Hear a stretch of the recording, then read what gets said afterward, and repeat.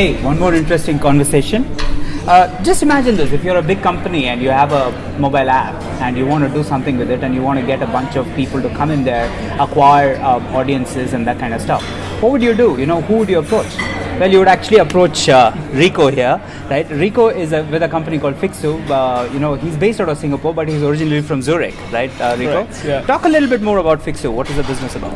Well, as you mentioned, we grew out of Boston, American-based startup company. We've been around for a couple of years, and now we are planning to expand beyond those borders. Mm-hmm. We've been running a lot of clients from around the world already, but we're reaching now out with a local office in Europe and APAC. Mm-hmm. Our main goal is, as you mentioned, to help app developers and companies to acquire users and to basically optimize their distribution strategy at a high volume with an efficient cost. Mm-hmm. And how do you do that? Well, we built a technology platform that will optimize the spending across 50 plus partner networks. It can be ad networks like AdMob or InMobi. It can be a real-time bidding platform or an incentivized network like Tapjoy or Flurry. Mm-hmm. And we automatically allocate the spending according to performance. So we represent the company that wants to promote the application over several weeks, mm-hmm. or it can be also a very short, strong campaign. Mm-hmm. And we will make sure that the price mm-hmm. is not exceeding their main goal. So mm-hmm. it can happen that a big company comes in over a weekend and buys all the traffic. So we would shift away from mm-hmm. Mm-hmm. those high prices and actually move into another network mm-hmm. Where the conversion is as good. Mm-hmm. Talk to me a little bit more about what kind of objectives people could come to you with. If I were a brand manager or if I were a company and I had a bunch of apps, right? What kind of objectives would I be trying to optimize when I'm coming to you? So some of them they want to be high in the App Store. Mm-hmm. They want to have a burst campaign where they say that this is our new application or we have a new release and we just want to see that as many people as possible can go and see it and experience it. Mm-hmm. That could be one objective. Mm-hmm. Our core proposition is, on the other hand, another very highly demanded goal. It's to acquire as many high-quality downloads as possible. Mm-hmm. So usually, getting a download is easy. You can get downloads quite cheaply. Mm-hmm. But how much value is that download? I mean, how many of those downloads convert actually into a paying user, for mm-hmm. example? Mm-hmm. So we track post-download activity together with the company that we represent, and we optimize towards loyal users. Mm-hmm. So a loyal user could be a user that opens the app 5 times or a user that registers or mm-hmm. makes a payment. So it's totally up to the developer to tell us what is a high quality user for him. Mm-hmm. And we then optimize the campaigns towards loyal usage. Mm-hmm. So mm-hmm. that's another objective. For sure, high volumes and low cost imbalance is another objective, but that's throughout any campaign. So this is what we're good at. Mm-hmm. And obviously the business model is predicated on the developer paying for the set of services, or is it more a revenue share kind of? How does it work? No, it's we represent them and charge a fee for that.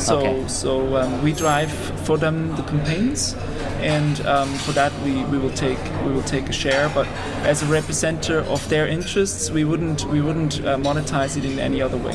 So it's their marketing spending that we drive, mm-hmm. and whatever price we can get for them mm-hmm. in that moment on with that metrics, that's what they will pay. Mm-hmm. Yeah. So obviously this is predicated on the technology platform and its effectiveness to do what you're saying it will do. Talk to me a little bit more about it. Why is it so cool and sexy?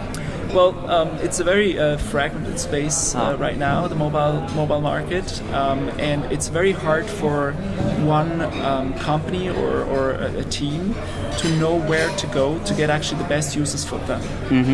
So there's a ton of new startups coming out every day.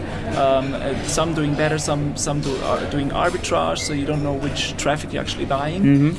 So it's very tough to select the sources that will drive you the right users, and this is what we actually can do, because we are integrated broadly around the world, and we can find, even if you don't know what you're looking for, we can go out and look for the successful sources. So it can be that we run a global campaign. You used to be in Asia, but suddenly we actually find a lot of conversions coming out of Latin America. So this is what we are very good at. Tell me a little bit more about how this can be brought to life. So give me an anecdote of a brand that did something, and how you don't need to name the brands, of course, if you don't want to, but just give me an anecdote of how it would work. Sure. So we would sit down with the company to look at the strategy, what they actually want to achieve, and then as soon as we make our estimates and see if these goals can be met, we would start with the campaign.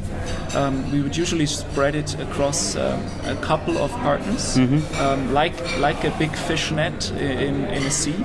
We don't know where the fish are, but we wouldn't spend a lot of money at the beginning, but we would spend it as broad as we can. So we would go out and run this, for example, in APAC, Europe and America, without really excluding any market.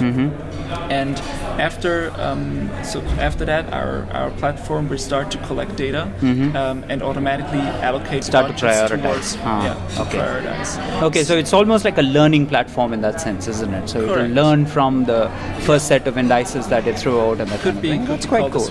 Okay. Okay. So as an example, if a client would achieve, let's say, 10,000 downloads out of a $20,000 campaign, we usually perform 30 to 50% better.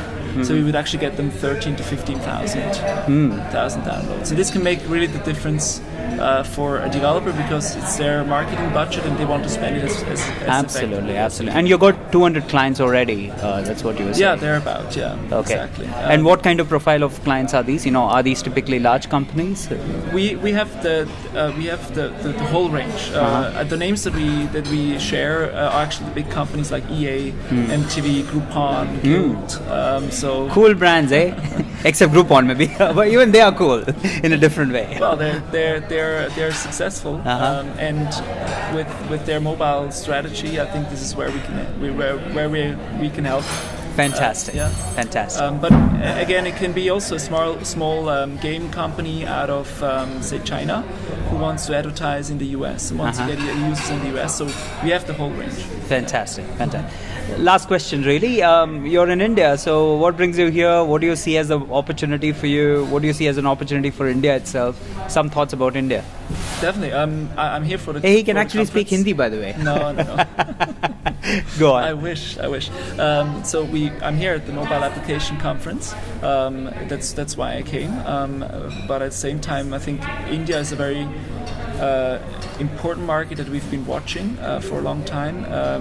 We see a big potential. I think some of the numbers were shared today at the conference as well. A lot of devices, a big consumer base, and I think a lot of developers as well. So we're trying to see which companies are looking outside of India, and also which companies are actually focusing on India. There is many of them, and I think for us, what we have seen is it's very hard to find the right paying customer in India. There's a lot of Android phones, there's a lot of iOS phones, but at the same time it's hard to monetize exactly those. And we see a potential for us there, as I mentioned before, that we can, even if we're not even if you don't know where your users are, we can actually help to find them. And this is why I'm here. At the same time, it's a fascinating place all the time. So whenever I come here, it's been a pleasure so far. Fantastic. Pleasure meeting you. Pleasure to meet you. Danke schön. Or is it grüezi?